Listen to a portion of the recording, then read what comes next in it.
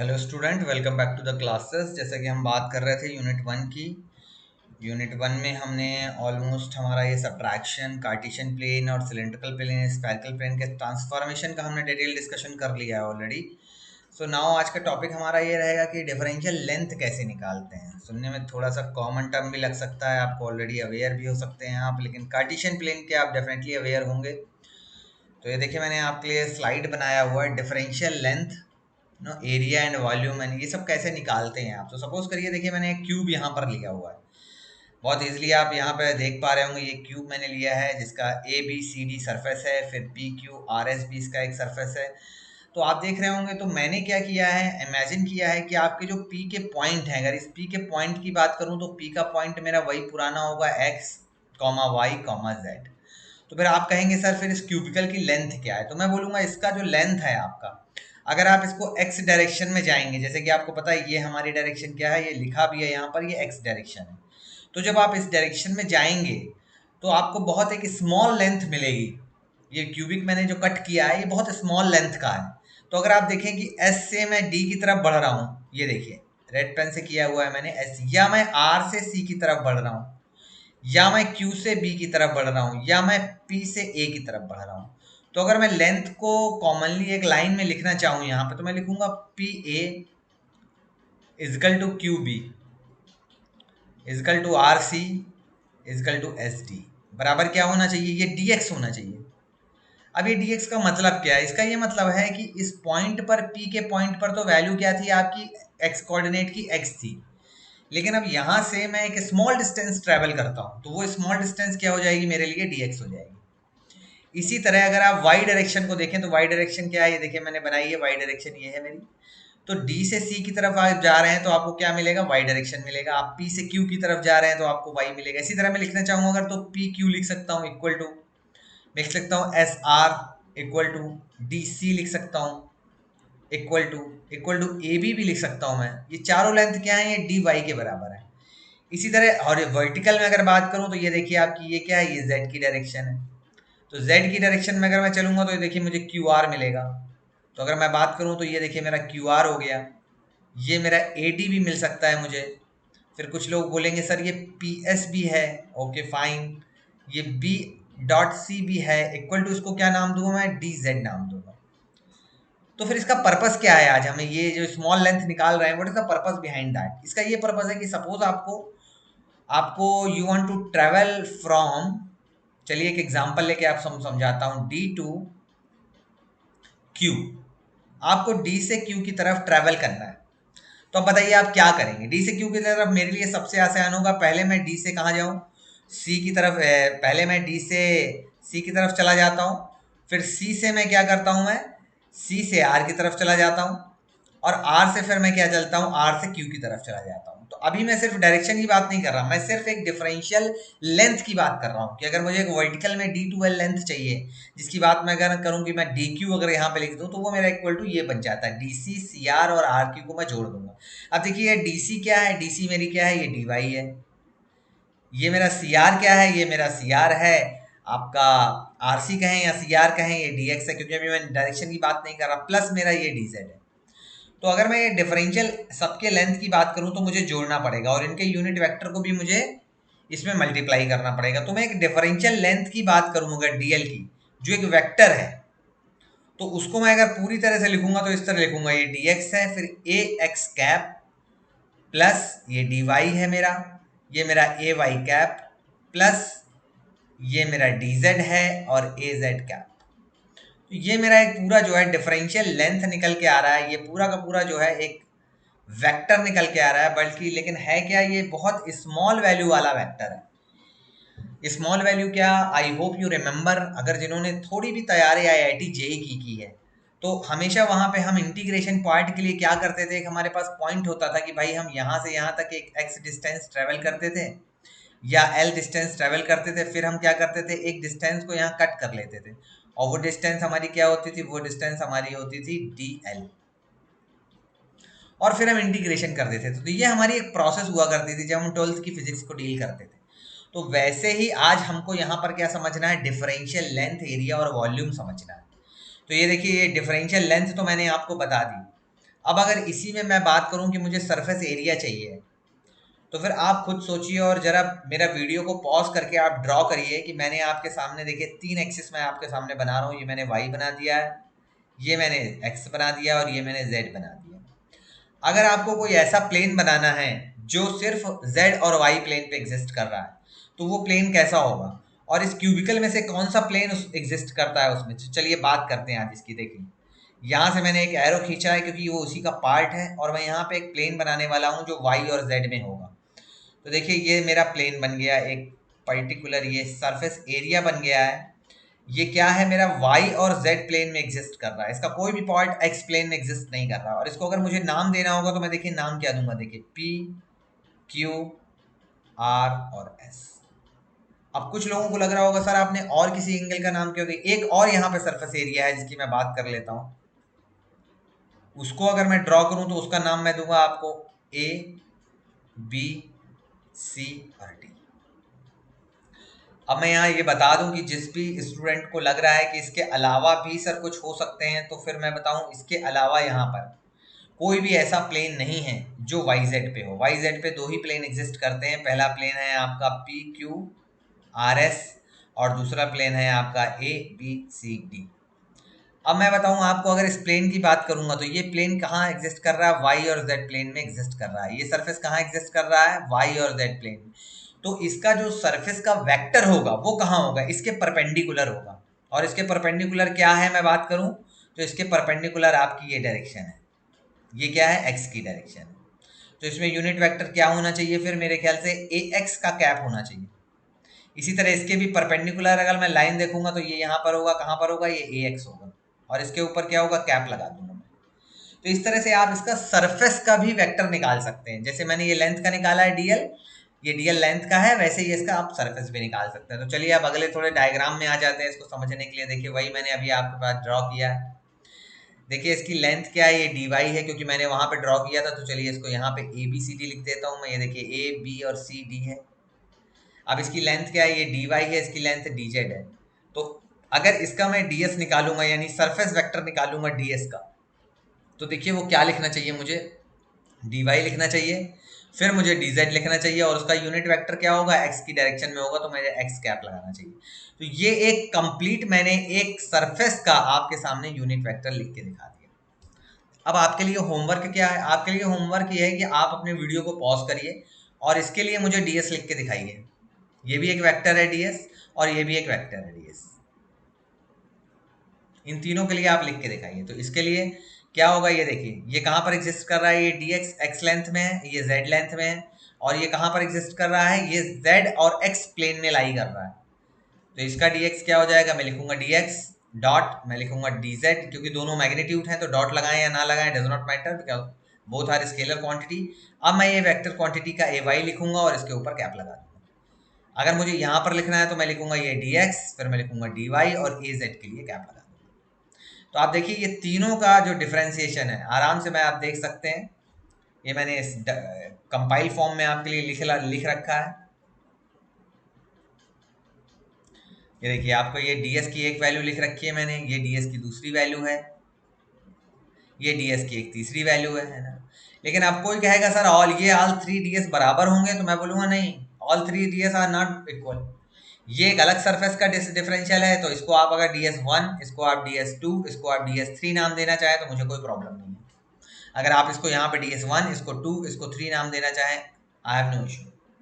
क्योंकि तीनों के तीनों जो सरफेस का एरिया है उनका एरिया तो डेफिनेटली बराबर है, लेकिन उनका जो यूनिट वेक्टर है वो अलग अलग डायरेक्शन में। तो हम ये नहीं कह सकते तीनों बराबर है, तीनों वेक्टर अलग अलग है। तो ये बात एक स्टूडेंट को आज समझ में आनी चाहिए। बहुत सिंपल सी बात है, ये 12th लेवल की फिजिक्स है, बट आपको समझ में आनी चाहिए क्योंकि आगे मैं बात थोड़ी सी टफ करने वाला हूँ।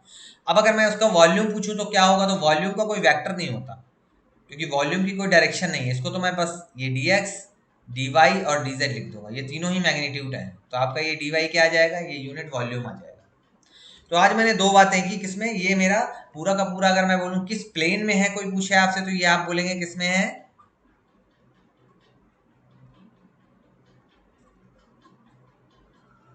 ये क्या है, कार्टेशियन प्लेन है, कार्टेशियन सिस्टम। ये बहुत ज़रूरी है आपकी जानकारी के लिए, मैं लिख दूं यहाँ पर। और ये आपको पता भी होना चाहिए कि ये सारी बातें मैंने डिफरेंशियल लेंथ की है वो किस सिस्टम में की है, वो मैंने की है कार्टेशियन के सिस्टम में। अब चलिए थोड़ा सा आगे बढ़ते हैं और यहाँ पर आ जाते हैं। अब आप इसको देख के आपको खुद पता हो जाना चाहिए, इसलिए मैंने लिखा नहीं है कि आप खुद अपने नोट्स में ये चीज़ लिखें कि ये कौन सा सिस्टम है। सबसे पहले तो ये मैं बिल्कुल ही देख के बता सकता हूँ कि ये कौन सा सिस्टम है, सिलिंड्रिकल सिस्टम। ये एक सिलिंड्रिकल सिस्टम है।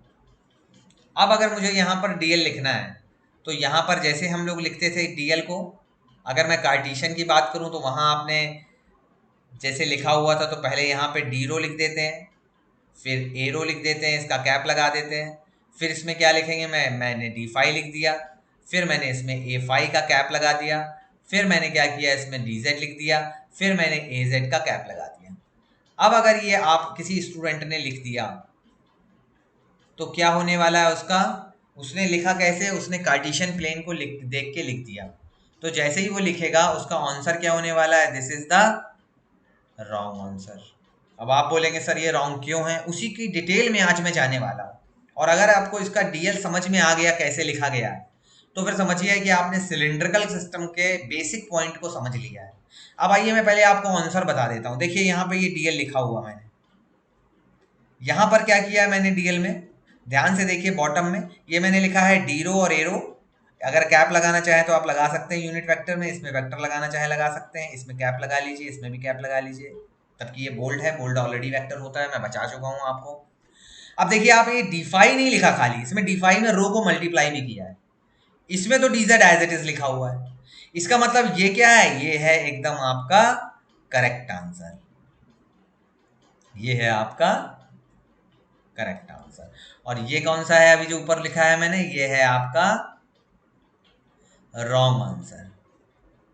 बस आज हमको यहाँ से अपनी जर्नी शुरू करनी है और यहाँ से लेके यहाँ तक पहुँचना है, और पहुँच के आप मुझे ये बताएंगे और समझेंगे कि ये गलत क्यों है और ये वाला जो है आंसर हमारा करेक्ट आंसर क्यों है और ये वाला आंसर हमारा गलत आंसर क्यों।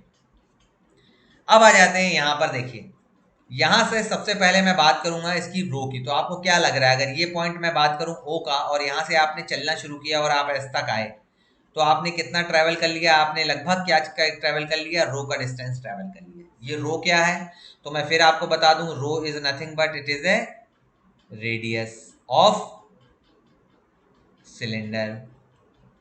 फिर मैं आपको ये दिखाना चाहूंगा, ये सिलिंड्रिकल प्लेन है मेरा, इसको देख के आपको याद आ जाएगा कुछ, इसके सरफेस का जो ये एरिया है सर्कल, इस सर्कल का एक एरिया इसका रेडियस है, वो रेडियस क्या है, वो रो है, ठीक है। चल देखिए आपको पीछे वाले वीडियो से कनेक्ट करना है हमेशा और कॉपी एंड पेन लेना है, अदरवाइज आपका मन नहीं है तो आप वीडियो मत देखिए, लेकिन copy pen is very important. चलिए वापस आते हैं, ये मैंने बता दिया आपको, ये आपका रेडियस हो गया आपका रो, और यहाँ से लेके यहाँ तक। अब देखिए यहाँ से अब मैं एस से पी की तरफ थोड़ा सा और आगे बढ़ता हूँ, तो मैंने आपको बताया है कि डिफरेंशियल लेंथ क्या होती है, वो बहुत छोटी होती है। तो ये वाली जो लेंथ होगी ये मेरी बहुत छोटी होने वाली है, और ये लेंथ कितनी होने वाली है मेरी, जीरो होने वाली है। तो अगर मैं यहाँ पर एक वैल्यू लिखूँ कि एस पी बराबर क्या होगा, तो एस पी बराबर मैं बोलूँगा यही मेरा आर क्यू भी है और यही मेरा डी ए की भी वैल्यू है और यही मेरा सी बी की भी वैल्यू, ये चारों वैल्यूज सेम है। और ये चारों वैल्यूज क्या है, मेरी डी क्यू है, डी रो है। ये डी रो क्यों है, इसलिए क्योंकि यहाँ तक आने के बाद देखिए यहाँ से ओ से चलना शुरू किया और मैं डी तक आया, जब ओ से डी तक आया तो मेरा क्या हुआ, ये रो मैंने ट्रैवल किया। लेकिन इसके बाद क्या होने वाला है, इसके बाद तो मैं बहुत थोड़ा सा डिस्टेंस ट्रेवल कर रहा हूँ डी से ए की तरफ। तो देखिए डी से ए की तरफ ये क्या है डिस्टेंस मेरा, ये है डी रो। इसी तरह अगर आप आर क्यू की बात करें, आर क्यू क्या है मेरा, ये है मेरा डी रो। इसी तरह अगर आप बात ये सी से बी की तरफ आप बात करेंगे तो देखिए मैं सी से बी तक मैंने डार्क रेड में बनाया हुआ है, और इसको अगर आप एरो करके लिखना चाहें तो देखिए मैं ऐसो करके लिखूंगा, इसकी वैल्यू भी लिखूंगा डी रो। इसके बाद अगर आप एस और पी की वैल्यू लिखना चाहें तो वो भी मैं एरो करके लिख देता हूँ, ये भी आपका डी रो होगा। डी क्यों लगाया, क्योंकि ये बहुत डिफरेंशियल लेंथ है, डिफरेंशियल लेंथ मतलब बहुत स्मॉल लेंथ ले रहा हूँ मैं, तो फिर मैंने ये डी रो लिखा है, तो ये बिल्कुल ठीक लिखा हुआ है। अब आ जाते हैं, अब जरा समझते हैं कि फाई एंगल पे क्या होता है। तो देखिए आपको ये दिखाई दे रहा होगा, ये मैं पहले एक्स एक्सिस बना देता हूँ, ये देखिए ये मैंने रेड पेन से एक्स एक्सिस बना दी है। फिर ये देखिए ये एंगल आपको दिख रहा होगा, ये क्या है, एक फाई एंगल है, ओके। अब यही आप देखेंगे, इसका अगर मैं डॉटेड करके नीचे प्रोजेक्शन ड्रॉ करूं ये देखिए, इसको मैं डॉट डॉट डॉट करके नीचे लाइन ला रहा हूँ, तो ये देखिए ये किसका प्रोजेक्शन है, ये मेरे आर का प्रोजेक्शन है, जिसको मान लीजिए मैंने एम वैल्यू कर दिया। और ये मेरा पी और क्यू का प्रोजेक्शन क्या है, ये पी और क्यू का प्रोजेक्शन मान लीजिए मेरे एन पॉइंट पर आ रहा है। तो ये क्या है, देखिए ये एम और एन क्या है, एम और एन मेरे आर और एस का प्रोजेक्शन है। तो अगर कोई मुझसे पूछता है कि एम और एन की लेंथ क्या है, तो मैं बोलूंगा बराबर आर क्यू के बराबर होगा, कोई दिक्कत नहीं है मेरे को। अब यहां पर मैंने क्या किया, डी फाई के बाद एक छोटा सा और जो है एक डी फाई के साथ एक अपना एंगल बनाना शुरू किया, और उसको मैंने डी फाई को थोड़ा सा एंगल को डार्क कर दिया मैंने, उसका नाम क्या रखा है, मैंने डी फाई रखा है। अब इस बात को और समझाने के लिए मैं ये बुक के डायग्राम से बाहर आ रहा हूँ और वो डायग्राम बना रहा हूँ जो मैंने खुद अपनी कॉपी में अपने हाथ से ड्रॉ किया है।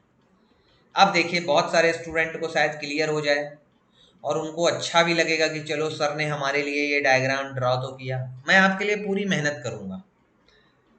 ये मैंने ओ पॉइंट लिख रखा था, और ये मैंने देखिए ये हमारा कौन सा पॉइंट था, अगर मैं बात करूं पीछे पॉइंट पे जाऊं तो ये मेरा आर क्यू का पॉइंट था, तो मैं यहाँ पे क्यू पॉइंट भी लिख सकता हूँ, और क्यू का प्रोजेक्शन मैंने कहा था यहाँ पे, तो एन पॉइंट लिख देता हूँ।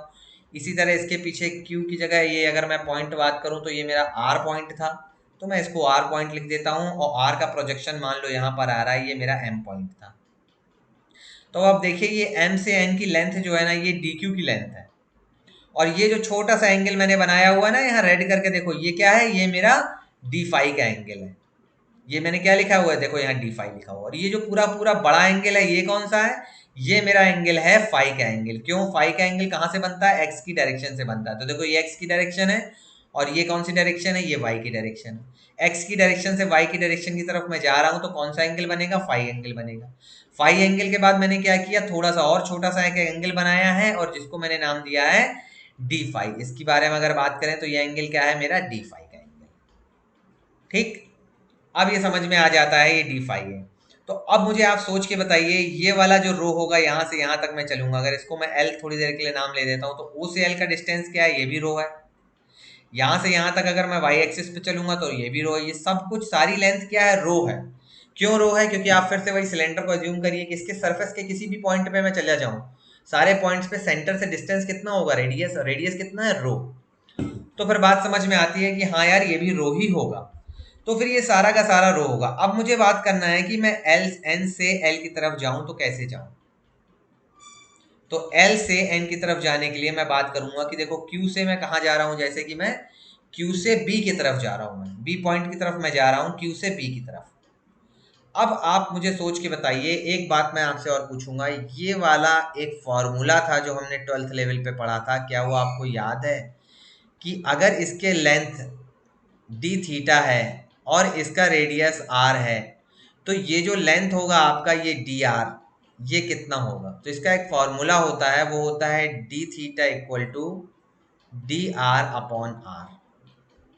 उसी फॉर्मूले का यूज करके मुझे आज इस एन से एल की लेंथ निकालनी है। देखिए एन से एल की लेंथ निकालनी है, और ये एंगल कितना है, डी फाई है। तो यहाँ अगर इसी वाले फॉर्मूले का इस्तेमाल मैं करूंगा इसी वाले तब, तो मैं क्या लिखूंगा, डी फाई को, डी फाई को मैं लिखूंगा एन एल से डिस्टेंस ले लूंगा, डिवाइड बाई मैं टोटल रेडियस लिखूंगा, और रेडियस कितना है हमारा, रो है। तो फिर क्या हो जाएगा, अगर इसको मैं सॉल्व करूं तो क्या बन जाएगा, एन एल का डिस्टेंस, एन एल बराबर मेरा रो डी फाई। ये बताइए ये चीज किसके समझ में आई है, एन इंटू एल, क्योंकि आगे पूरे सेमेस्टर में ना इसका मैं यूज करने वाला हूं। और अगर जिसके किसी के ये समझ में नहीं आया तो उसको सारे के सारे 50-100 फॉर्मूले याद करने पड़ेंगे। लेकिन अगर जिसके ये समझ में आ गया है कि देखिए मैं यहाँ तक आया, पहले मैं ओ में था और ओ से मैं कहाँ तक आया, मैं आर तक आया, तो मैंने कितना ट्रेवल किया, रो ट्रेवल कर लिया। अब ये मैंने थोड़ा सा डिस्टेंस और ट्रेवल किया, ठीक है, तो ये क्या है, ये मेरा फिर डी रो हो गया। अब इसके बाद मैंने Q से मैं B की तरफ गया, तो Q से B की तरफ जाने में अगर मैं बताऊं कितना लेंथ मैंने ट्रेवल किया, तो ये देखिए लिखा हुआ है रो मल्टीप्लाइड बाई डी फाई। ठीक है, फिर से लिख देता हूं मैं, रो मल्टीप्लाइड बाई डी फाई। तो ये मेरा क्या हो गया, B से Q तक। अब Q से आप फिर वापस अगर आओगे तो आपको कितना लेंथ ट्रेवल करना पड़ेगा, फिर आपको D Q level length travel करना पड़ेगा। राइट, समझ में आ रहा है।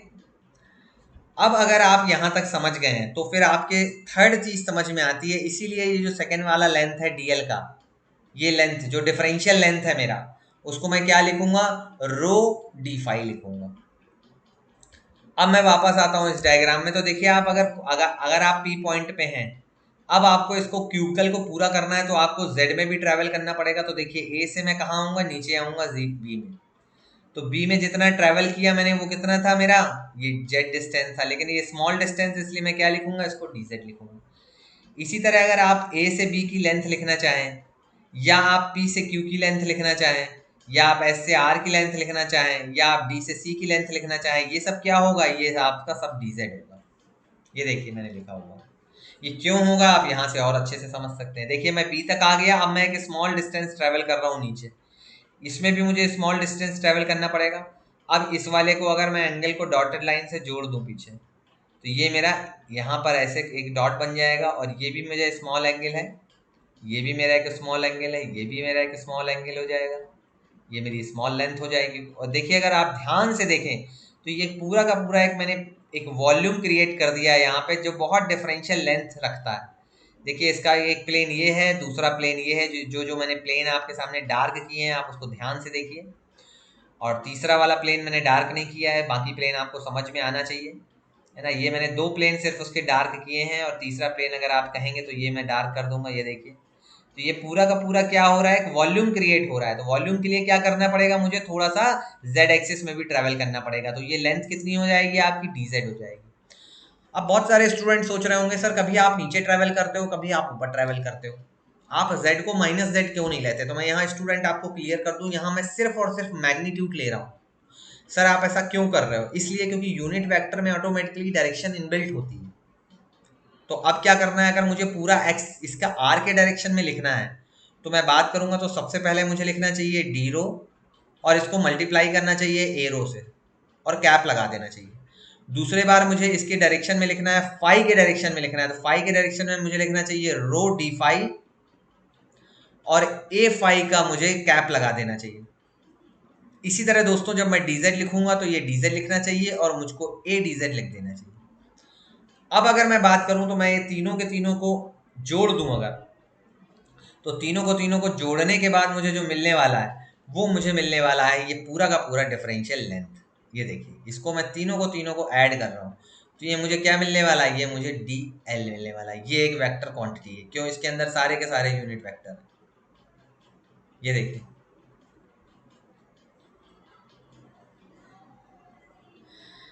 अब मैं जरा पीछे जाके आपको ये फॉर्मूला दिखा दूंगी, जब मैंने पहले आपसे कहा था कि हम ये डीएल वाले के आंसर में, क्योंकि देखिए इस आंसर में इसमें रो नहीं लिखा कहीं, इसलिए ये क्या है, ये एक रॉन्ग आंसर है। लेकिन रॉन्ग से देखिए हम धीरे धीरे धीरे धीरे करके राइट आंसर की तरफ पहुंच गए। अब हमारा आंसर क्या है, देखिए ये डी रो भी है, इसमें रो डी फाई भी है, और इसमें डीजेड भी है, और यही आंसर अभी अभी हमने ये निकाला हुआ है। देखिए ये हो गया हमारा करेक्ट आंसर। अब अगर आपको किसी स्टूडेंट को इतना मेरे समझ में आता है तो समझ लीजिए कि उसका स्टडी करने का डायरेक्शन बिल्कुल सही है। अब अगर मैं बोलूं कि मुझे डीएस निकालना है, देखो तो मुझे एक डीएस निकालना है, तो मैं इसका मैग्नीट्यूड ले लूंगा पहले। देखो डी रो ले लिया मैंने, और दूसरा क्या ले लिया, रो डी फाई ले लिया। तो मैं क्या लिखने वाला हूँ इसमें, ये मैं लिखूंगा पहले डी रो, फिर मैं लिखूंगा रो, फिर मैं लिखूंगा डी फाई। ये तो आपका मैग्नीट्यूड हो गया। अब डायरेक्शन क्या होगी, देखो ए रो और ए फाई है, तो डायरेक्शन क्या होनी चाहिए इसमें, परपेंडिकुलर ए जेड होनी चाहिए। अब दूसरा मैं एंगल लिखूंगा दूसरा वाले का, तो मैं लिखूंगा रो डी फाई डी जेड लिखूंगा, और डायरेक्शन लिखूंगा ए रो। तीसरे को मैं लिखूंगा तो मैं लिखूंगा डी रो डी जेड, और मैं लिखूंगा ए फाई। ये क्या है, इसको भी मैं ऐसे लिख सकता हूँ, ये डी एस वन है, ये डी एस टू है, ये डी एस थ्री है। ये तीनों क्या है, ये सरफेस है। अब मैं तीनों को अगर मल्टीप्लाई कर दूं, यानी मैं डी रो को, रो डी फाई को, और ये डी जेड आपका, ये तीनों को मल्टीप्लाई कर दूं, तो क्या बन जाएगा यहाँ पे, ये डी रो बन जाएगा, फिर multiplied by rho D phi बन जाएगा, फिर आपका डी जेड बन जाएगा, और इसमें कोई वेक्टर क्वांटिटी नहीं आएगी, और ये खाली डी वी होगा। ये क्या है, ये वॉल्यूम है मेरा। अब अगर आप इन फॉर्मूलों को समझ गए हैं तो आप देख लीजिए आपको बुक में सिर्फ यही फॉर्मूले मिलने वाले हैं जो आपको याद करने हैं। लेकिन मैंने जैसे समझाया है, अगर आप समझ के आगे बढ़ेंगे तभी आप इन फॉर्मूलों को समझ पाएंगे। अदरवाइज आपके लिए पूरी जर्नी बहुत टफ होने वाली है, क्योंकि आप कितना याद कर लेंगे। यहाँ तो अभी मैं कम से कम 100 फॉर्मूले बताने वाला हूँ आपको, तो आप कितने फॉर्मूले याद कर लेंगे। इसी तरह देखिए डी एस वन है, इसी तरह मैं ये डी एस टू की बात करूंगा तो ये 2 मैंने निकाला है, इसी तरह ये डी एस थ्री की बात करूंगा तो मैंने 3 निकाला है। लेकिन सर आपने निकाला कैसे है? देखिए ये डी एस का एक कंपैरेटिव एनालिसिस करके मैंने क्या किया है, पहले क्यूब कट किया है और इस क्यूब के ही उसमें आपको ये क्यूब को समझना है। ये क्यूब इट्स क्यूब। अब यहाँ पर अगर मैं बात करूं तो इसमें आप क्यूब के देखेंगे तो इसमें dx और dy और dz ये सारे लेंथ लगभग 90 डिग्री पे एंगल पे हैं। तो आपको ये क्या लग रहा है? एक बहुत सिमेट्री वाला क्यूब लग रहा है, लग रहा है सबको समझ में आ रहा होगा। ये देखिए क्यूब बड़ा सिमेट्रिकल बना हुआ है, लेकिन अगर आप सिलेंड्रिकल में देखेंगे तो सिलेंड्रिकल में जो क्यूब है ये बिल्कुल सिमेट्री नहीं है, इसमें इसमें सिमेट्री नहीं है। और ये देखिए ये पीछे से जुड़ा हुआ, क्योंकि यहीं ओ से ये लाइन निकली हुई है, इसी रो से ये लाइन निकली हुई है, क्योंकि ये बहुत शॉर्ट डिस्टेंस है, ये बहुत स्मॉल डिस्टेंस है। तो अब ये बात मैं अब यहीं पर आज इस वीडियो को स्टॉप करूंगा। क्यों स्टॉप करूंगा? क्योंकि अगला मेरा क्या है, ये स्फेरिकल कोऑर्डिनेट पे मुझे डिफरेंशियल लेंथ निकालनी है। तो आप अगर एक साथ तीनों सिस्टम को समझोगे तो आपके दिमाग में कुछ अनकंफर्टेबल फीलिंग आएगी। मैं नहीं चाहता वो ऐसा हो, इसलिए मैं इस वीडियो को यहीं स्टॉप कर रहा हूँ। नेक्स्ट वीडियो में हम स्फेरिकल को डिटेल में समझेंगे। तो I am going to just stop this. Thank you.